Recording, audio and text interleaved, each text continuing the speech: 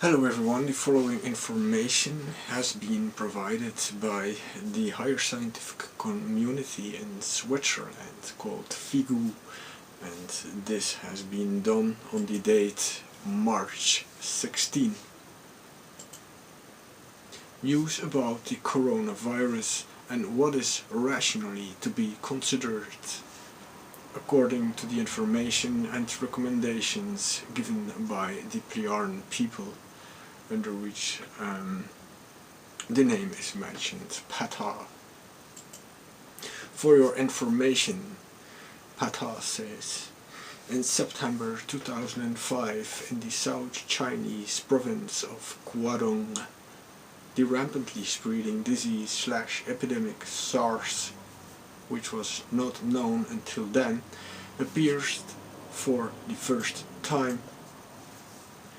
The pathogen of this rampantly spreading disease epidemic, however, did not exhibit any parasites that can multiply in host cells, such as mycoplasma or mesoplasma. That is to say, the tiniest bacteria of the class of mollicutes, which live aerobically, right of the facultative anaerobicality. Nature didn't exhibit any tiny chlamydiaceae, that is to say, gram-negative bacteria, where through no bacterial infection arose. That is, but a virus infection. Consequently, antibiotics were not effective for those who were sick with it, which led to many deaths within 2 years, which officially was declared as being a little over 1,000, which in reality, however, were many more. The unknown virus was then defined as coronavirus of the genus of Coronaviridae, which in a secret laboratory mutated from a pathogen of an avian mammal, that is to say, a horseshoe-nose bat, or Rhinolophidae, that is, Rhinolophidae, even though it is claimed that the origin of the pathogen is unknown and perhaps could have been transmitted by bats. The virus then was described as the SARS-associated coronavirus, SARS-CoV, but abbreviated as SARS, SARS, or Severe Acute Respiratory Syndrome. Effectively, it was not a simple disease, but a rampantly spreading disease/epidemic, which was then also called SARS epidemic. The transmission of the pathogen happened mainly through direct or indirect droplet infection, namely through breath droplets/airborne droplets. 1. Firstly, while speaking, the breath is exhaled as a very fine wisp of droplets. However, during this process, the breath becomes visible only on cold days and not on warm days. However, this wisp of breath droplets, as a rule, has the characteristic that it spreads by about half a meter when it is cold, and therefore is inhaled by conversation partners. that are close to the person speaking, which in this form leads to an airborne droplet infection. Secondly, on cold days, the breath condenses out of the mouth, and thus the wisp of breath droplets becomes visible and appears as small wafts of mist from the mouth. Thirdly, condensing breath droplets do not only arise from human beings but also from animals and certain creatures. Fourthly, however, with the process of the breath droplets, which, as explained, is only visible and on cold days but not on warm days, it is to be considered that it is also exhaled from the mouth while speaking when it is warm, and consequently is inhaled by a person standing nearby. Fifthly, the breath droplets of the human being, which must be mentioned again, always become visible when the moist, warm exhalation from the mouth meets the cold and moist ambient air. The reason for this is based on the physical characteristic of air, because it can only absorb a certain amount of water vapor and allow it to become visible. Warm air also absorbs moisture,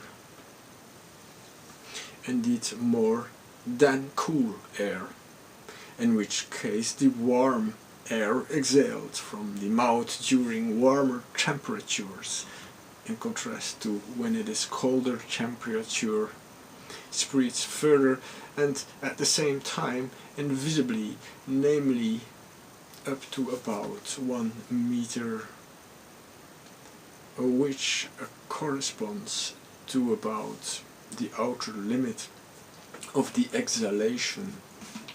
Sixthly, the breath droplets of the human being also have a weight, namely at 0 degrees Celsius, depending on the person and the cubic meter, it is about 4.8 grams, which means about 30 grams at 30 degrees Celsius. The breath droplets, however, also saturate the air. Consequently, it can in this regard also only absorb limited moisture. Seventhly, when the breath droplets cool down further, the breath water vapor changes such that tiny water droplets arise from the breath, which then float in the air and spread. Eighthly, the breath becomes visible as breath droplets during cool temperatures. Depends, on the one hand, on the ambient temperature, but on the other hand, on the atmosphere, humidity. Visible breath droplets can thus only be produced and made visible at a lower temperature, and is also only when the water vapor molecules contained in the exhaled breath condense so quickly that they immediately crystallize as tiny nebulas. That is nebulas. Ninthly, an infectious contact can also occur via infected persons that are coughing and sneezing, or by dogs and cats, because also pets can be carriers of the coronavirus. Also, the indirect way of contact infection or smear infection with the virus from items, body surfaces or food on which the infectious airborne droplets have settled, leads to contamination of the if they subsequently get into the body via the mucous membranes, for example the mouth, nose and or eyes,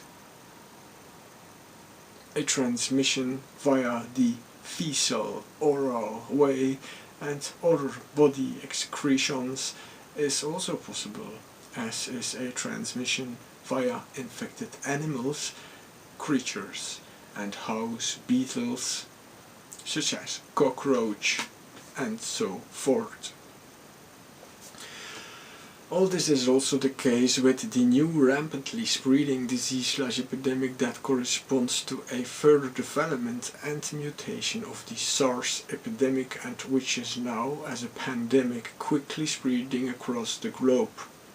However, the fact was first trivialized by irresponsible ones, the ones from the health organizations that are incapable of their office, and governments of all states.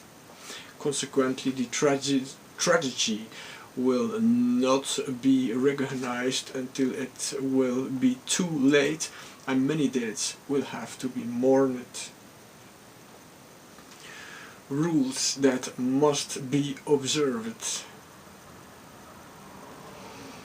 Every risk of infection must still be avoided consistently, which means that the entire unnecessary traveling for the purpose of holidaying, enjoyment, and so forth must be refrained from, and therefore airplanes, ships, means of mass transport, and human gatherings of any kind must be avoided wherever possible. The motto for health and security is: it is better to stay home and avoid contacts to the outside world and not to conduct family gatherings, such as birthday parties and so forth, rather than risking infection, or in the case of already being infected, spreading it. That is to say, the virus all over the place and thereby infect other human beings indiscriminately. How an infection with the coronavirus is expressed, or which symptoms, for example, appear when COVID-19 has become acute.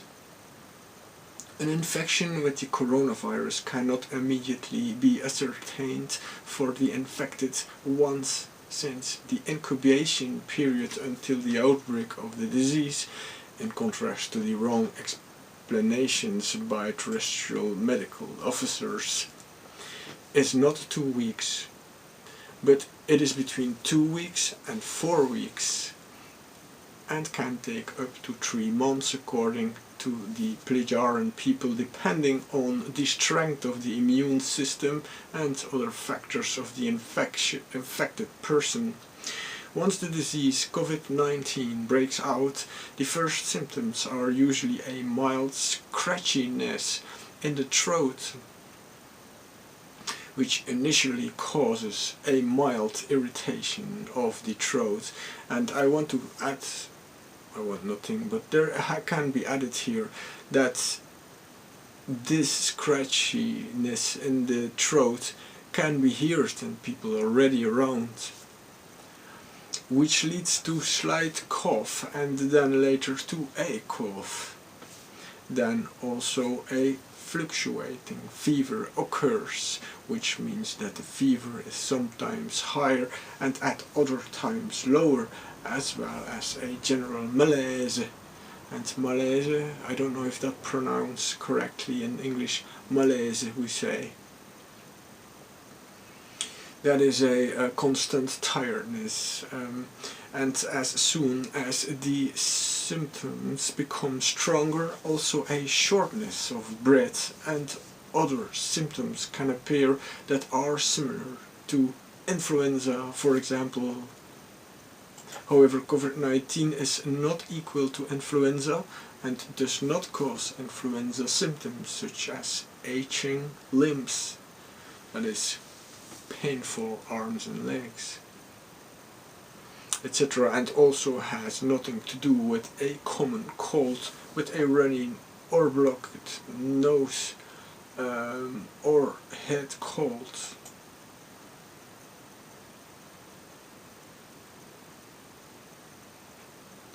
Why also Europeans and members of the white races increasingly fall ill with COVID-19, and not only the Asians.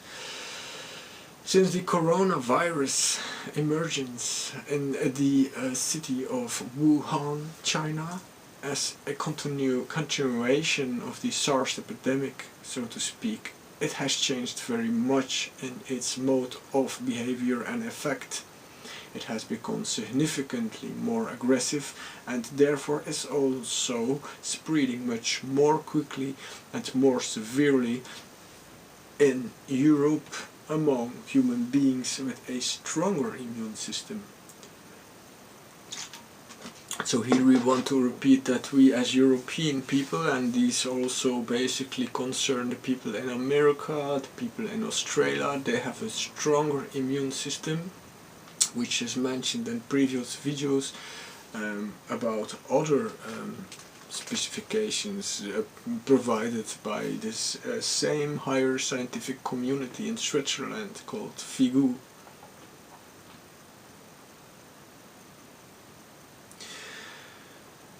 Obviously, at least the immune system of the North Italians, or Italians in general, is such that it is more susceptible to the virus, and thus this in contrast to what I just said, is such that it is more susceptible to the virus and therefore can more easily be attacked by the acutely mutating coronavirus that the immune system than the immune system of other peoples in Europe.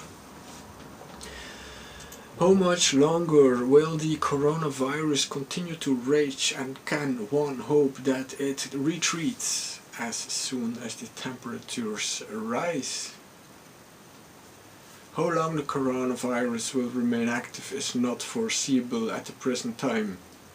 However, it can already be established that it will probably not diminish with the rising temperatures. Influenza and some other viruses react sensitively to warmer external temperatures and therefore usually diminish in spring and during the summer months, which means that they become inactive. Observations in regards to the coronavirus speak against this dependence on the ambient temperature, because it does not only appear aggressively in the colder regions of our planet, but also in Southeast Asia, and for example in Australia and other warmer countries, where it is spreading just as quickly as here. Therefore, it is to be noticed that this virus is not subject to any climate dependence, and that the risk of infection is also independent of the climate.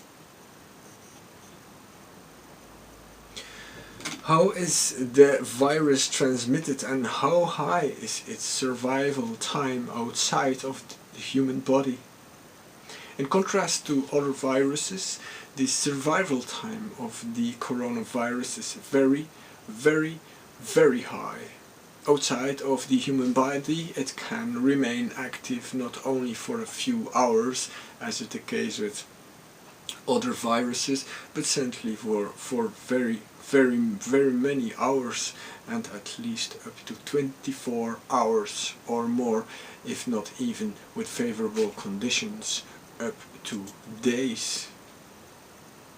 Infected persons transmit it via droplets when they are expelled from the person's mouth as breath droplets by means of coughing, exhalation and speaking via the air, then settle on the clothing of the infected ones, as well as on food and any random surface where it remains active for a very long time, as mentioned earlier, before it finally dies. Therefore, it is quite possible that one can become infected by brushing past the clothing or body of an affected person, and thus the virus is transmitted to one's own clothing, or for example by eating a piece of fruit or something else which has been contaminated through droplets and exhalation of an infected person. If clothes are contaminated, it is not enough to hang them in the fresh air overnight, because the virus remains active for a long time. Therefore, the clothes must be washed at 60 degrees Celsius so that the virus is killed safely. Very important. Therefore, one must pay attention to keeping a distance from other human beings of at least 1 meter, as already been published here. It is also sensible not to shake hands with anyone and to disinfect one's hands regularly in touching another human being.